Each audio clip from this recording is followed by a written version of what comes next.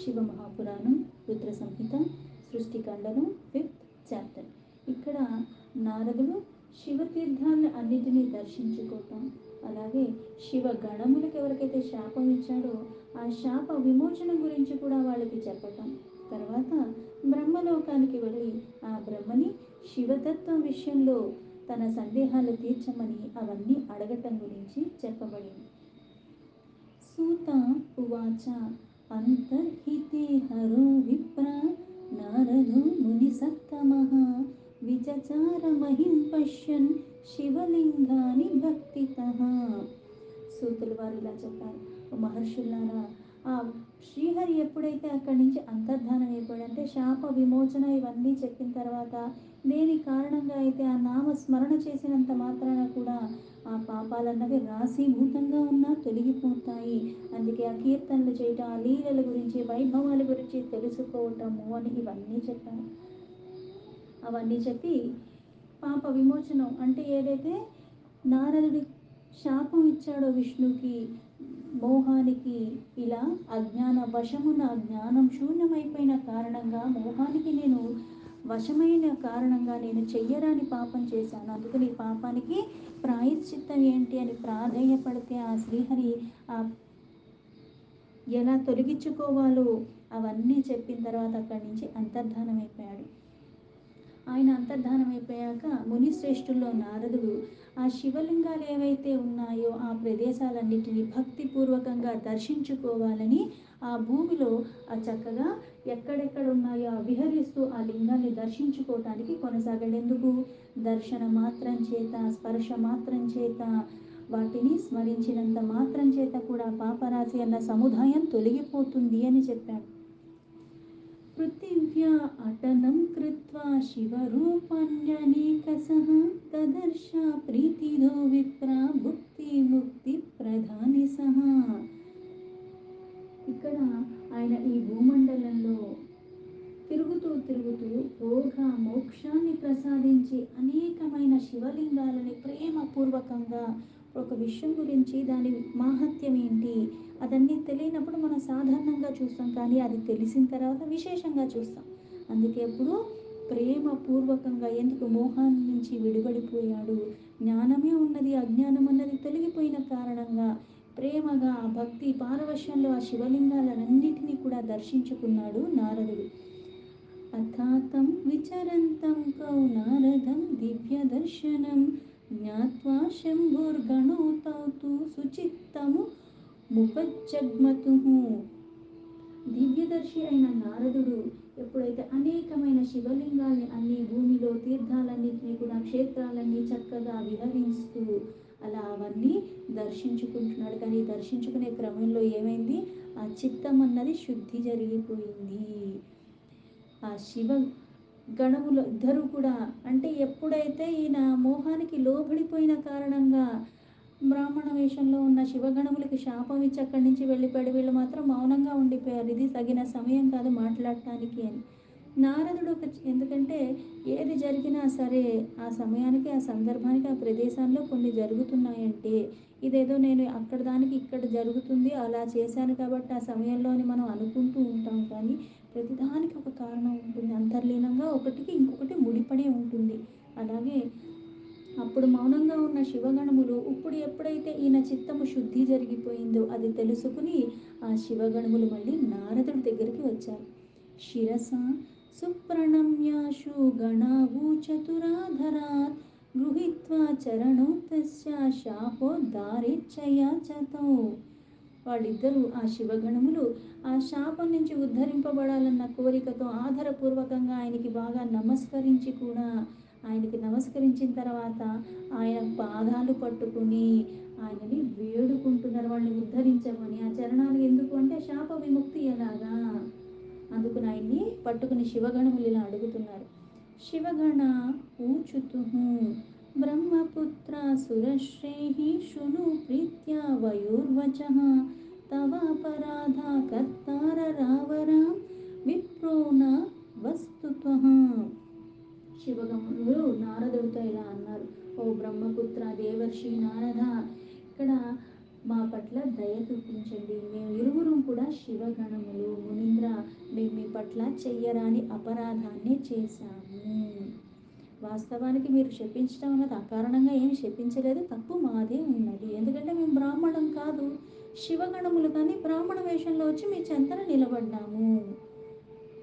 ఆవాం హరగనే విప్ర తవాగస్కారిణోనే స్వయంవరే రాజపుత్రయ మాయా మోహిత చేతస. అలాగే ఓ ముని, ఓ విప్రవర, మీ చిత్తం ఆ సమయంలో, ఆ స్వయంవర సమయంలో ఆ రాజకుమారి అయిన శ్రీమతి పట్లే ఉండటం ద్వారా, మాయా మోహాలకి లోబడటం ద్వారా అప్పుడు మీరు పరమేశ్వరుడు యొక్క ప్రేరణ కొద్దీ మా ఇద్దరికీ కూడా శాపాన్ని ఇచ్చారు. త్వయా దత్తశ్చానౌ శాపః పరేషా ప్రేరితేనః జ్ఞాత్వా కుసమయం తత్ర మౌనమేవాహి జీవనం. మాయామోహాలకి లోబడి ఉన్నారు, పైగా పరమేశ్వరుడు యొక్క ప్రేరణ కొద్దీ అలా చేశారు కాబట్టి ఆ సమయము సరైనది కాదు అని, అది ఎలా అయితే సమయం సందర్భం అంటాం, ఎక్కడ ఏది మాట్లాడాలో ఎంత మాట్లాడాలో తెలుసుకుని మాట్లాడాలి. మన ఇష్టారాజ్యంగా ప్రవర్తించకూడదు. సమయానుకూలంగా సందర్భం బట్టి, ఆ ప్రదేశం బట్టి, అక్కడ ఎవరున్నారు ఇవన్నీ చూసుకుని మాట్లాడాలి. మాట్లాడటమే అయినప్పటికీ కూడా ఎంత మాట్లాడాలి, ఏది మాట్లాడాలి, ఎలా మాట్లాడాలి అన్నది కూడా చాలా ప్రధానము. అందుకే మేము ఆ సమయంలో ఏమీ అనకుండా మౌనంగా ఉండిపోయాము. అయితే ఏ శాపానికైతే మేము లోబడ్డాము దాన్ని ఉపాయాన్ని కూడా మాకు అర్థం చేసుకునేలాగా దాని నుంచి మేము భయపడే, శాపానికి భయపడి ఊరుకున్నాము, ఇప్పుడు ఆ శాప విముక్తి కూడా మీరే మాకు చెప్పాలి. స్వకర్మణః ఫలం ప్రాప్తం కస్యాపి నహి దూషణం సుప్రసన్నో భవ విభు కుర్వానుగ్రహమధ్యను. అందుకే ఇందులో ఎవరి దోషం లేదు, పైగా దోషం చెప్పడానికి కూడా వీల్లేదు. ఎందుకంటే మా కర్మల యొక్క ఫలితాన్ని మాకు లభించింది, కర్మానుసారంగా మనకి ప్రతిదీ లభిస్తుంది. అయితే మేము చేసుకున్న కర్మలకు ప్రతిఫలంగా మాకు శాపం లభించింది.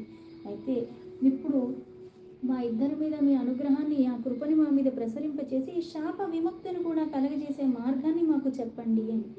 సూత ఉవాచ వచ ఆకర్య గణయూరితి భక్తాయుక్త మాధర ప్రత్యువాచ ముని ప్రీత్య పశ్చాత్తాపమావాప్య సహ. సూతుల వారు మళ్ళీ ఇలా చెప్తున్నారు. ఎప్పుడైతే భక్తిపూర్వకంగా ఆ గణములు మాట్లాడారో, ఎలా అయితే ఇక్కడ మళ్ళీ పశ్చాత్తాపం అన్నది వీళ్ళకు ఉంది, అలాగే ఎప్పుడైతే కోపానికి, మోహానికి, ఆవేశానికి, క్రోధానికి అన్నిటికీ లోబడిపోయి ఆ విష్ణుని శపించేలాగా చేసిన తర్వాత మళ్ళీ పశ్చాత్తాపం కావాలి అన్నారు.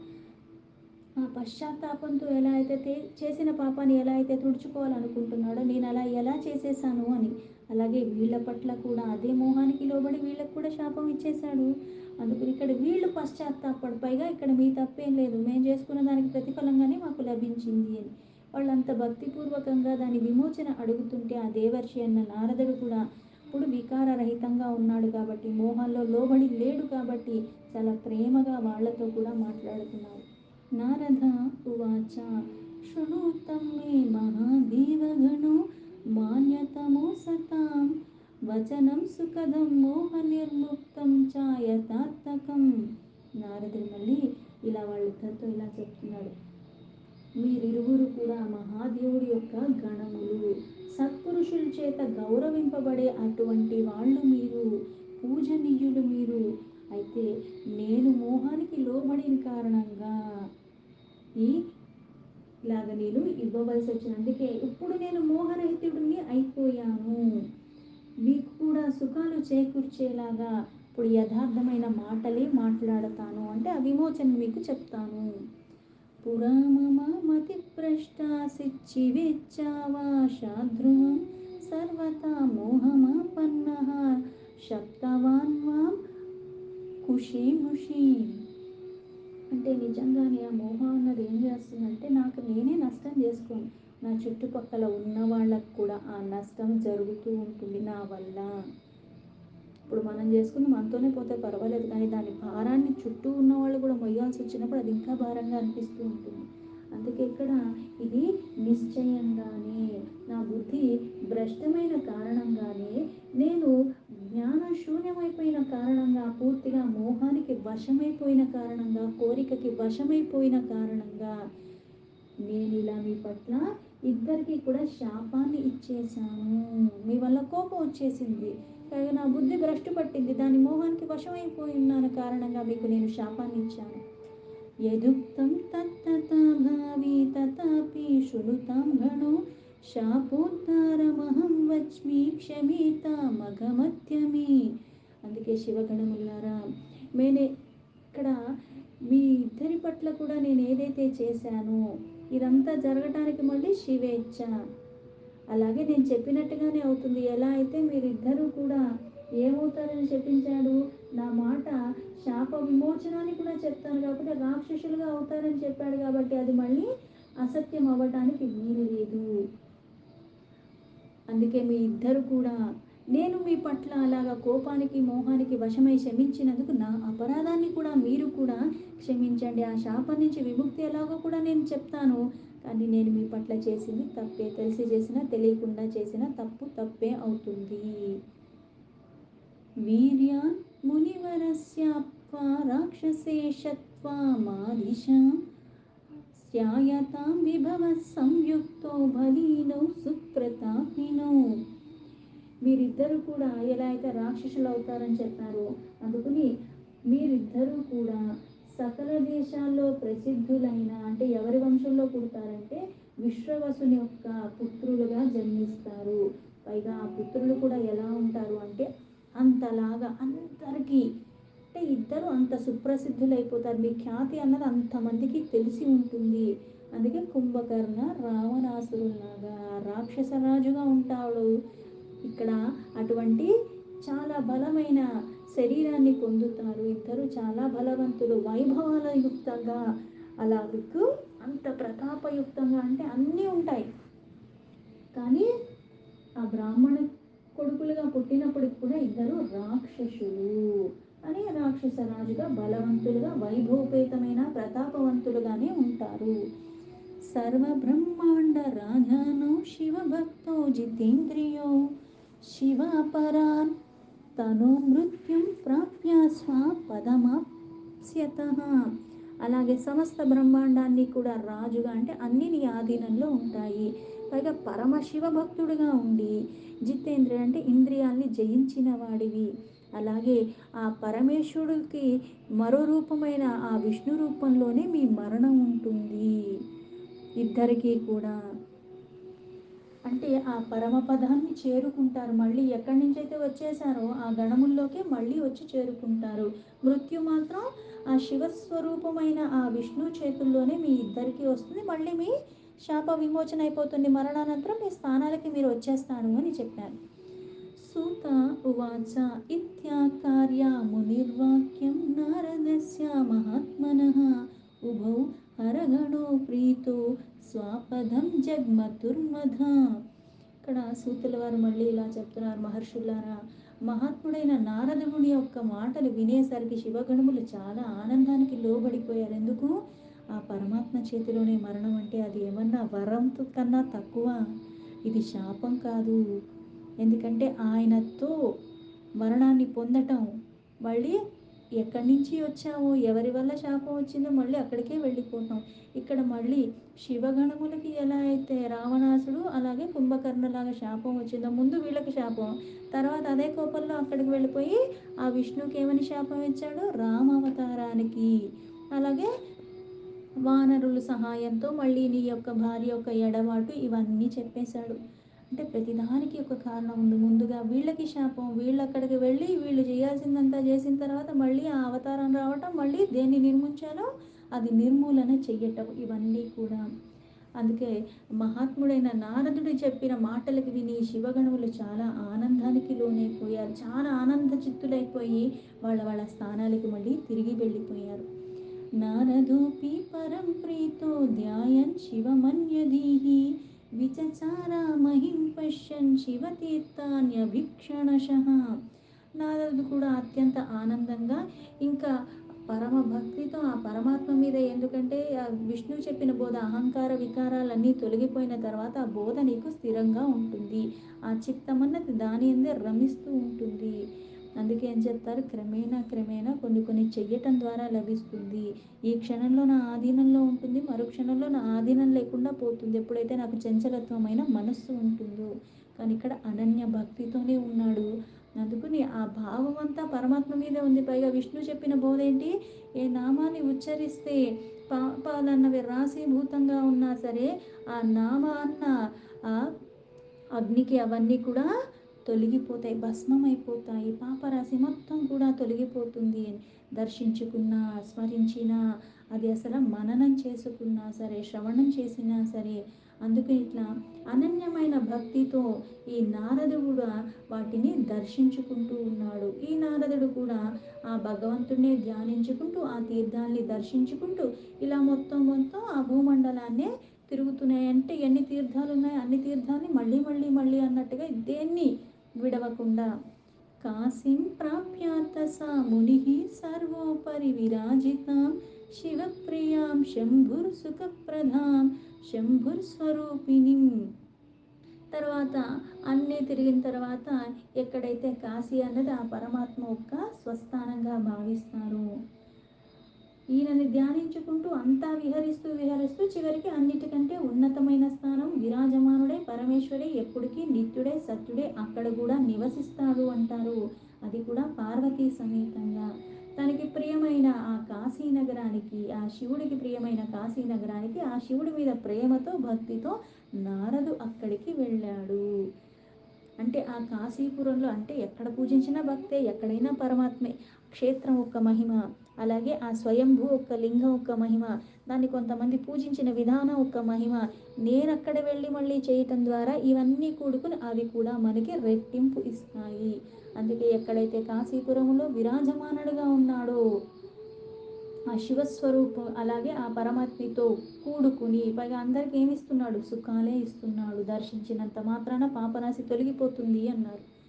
దృష్ట్వా కాశీం కృతార్థో అభుక్త కాశీనాథం దదర్శః ఆచర్య పరమ ప్రీత్య పరమానంద సంయుతః. కాశీపుర దర్శన నారదుడు కృతార్థుడైపోయాడు. అంటే అప్పటికి అంటే కాశీకి వెళ్ళటం అంటే సామాన్యమైనది కాదు. ఇప్పుడు భౌతికంగా చూసుకున్నా సరే వెళ్ళాలనుకున్న ప్రతి ఒక్కళ్ళు వెళ్ళిపోవటం, అక్కడ మళ్ళీ అనుభవంలోకి వచ్చే అంతలాగా మనకి అక్కడ జరగటం అన్నది అంత సాధారణమైనది కాదు. డబ్బులున్నాయి కాశీ దాకా వెళ్ళగలమేమో, కానీ అక్కడ మళ్ళీ అనుభవాల ద్వారా నాలో అంతరంగికంగా బాహ్యంగా కూడా మార్పులు కలిగేలాగా అటువంటివి జరగాలి అంటే మళ్ళీ ఎక్కడోకక్కడ పుణ్యం అన్నది మనకి ఇసుక రవ్వంతన్నా ఉండాలి, లేకపోతే అవి సాధ్యం కాదు. అందుకే నామాన్ని ఉచ్చరించిన ఎలా అయితే గంగా గంగా గంగా అంటే గంగలో మునిగినంత అంటారు, గంగకి వెళ్ళాక కూడా నా భావన లేనప్పుడు నేను మునిగినా ఏమీ కాదు అన్నట్టుగా ఈ కాశీని తలుచుకునేందుకు ఆ పరమాత్మ పార్వతీ సమేతంగా ఎప్పుడూ అక్కడే ఉంటారు అంటారు. తనకి ఇష్టమైన ప్రదేశము అంటారు. అందుకే అది దర్శించుకున్నంత మాత్రాన కూడా కృతార్థులైపోతాడు. పైగా అనన్యమైన భక్తితో నువ్వు ఎప్పుడైతే చేస్తూ ఉంటావో ఆ దర్శనం ద్వారా మనకి ఇంకా ఇంకా రెట్టింపు అనుభవంలోకి వస్తుంది. అలాగే నారదుడు కూడా ఇక్కడ అత్యంత భక్తితో అక్కడ ధ్యానించుకుంటూ ఆయననే భావించుకుంటూ ఉన్నతమైన స్థానంలో ఎక్కడైతే విరాజమానంగా ఉన్నాడో పార్వతీ సమేతంగా అక్కడ మళ్ళీ కృతార్థుడైపోయాడు. అంటే జన్మ సార్థకం. ఏ పాపం అయితే చేశాడో ఆ పాపం తొలగించుకునే అవకాశంలాగా ఆ క్షేత్రానికి వెళ్ళగలగటం. సముదః సేవ్యాతం కాశీం కృతార్థో ముని సత్తమః నమన్ సంవర్ణాభాన్ భక్తయా సంస్మరాన్ ప్రేమ విఫలః. అందుకని అక్కడ కాశీ క్షేత్రానికి వెళ్ళటమే కాకుండా అక్కడ మళ్ళీ సేవ చేసుకున్నాడు. ఆ మునిశ్రేష్ఠుడు కృతార్థుడు అనుభవంలోకి తెచ్చుకునేలాగా ప్రేమతో అక్కడ నామాలు చేసుకుంటూ, అక్కడ మళ్ళీ స్మరణలు చేసుకుంటూ, ఆ నామాల్ని వర్ణించుకుంటూ. అంటే అనన్యమైన భక్తి ఉంటే నీకు ఆ నామం తప్పితే ఇంకా ఏది మెదలకుండా ఉంటుంది. మనసంతా రమిస్తూ ఉన్న కారణంగా అక్కడ ఆ నామాల్ని ఉచ్చరిస్తూ ప్రేమతో పరమానందంగా కాశీనగరంలో ఆనందంగా కృతార్థుడిగా ఆయన్ని మళ్ళీ అంటే ఆ క్షేత్రానికి నమస్కరించుకుంటూ అక్కడ అన్నీ వర్ణించుకుంటూ స్మరించుకుంటూనే ఉన్నాడు. తర్వాత మళ్ళీ బ్రహ్మలోకానికి చేరుకున్నాడు. దీంతో శివ మహాపురాణం రుద్ర సంహిత సృష్టికాండలో 5th చాప్టర్లో 19 శ్లోకాస్ సంపూర్ణం.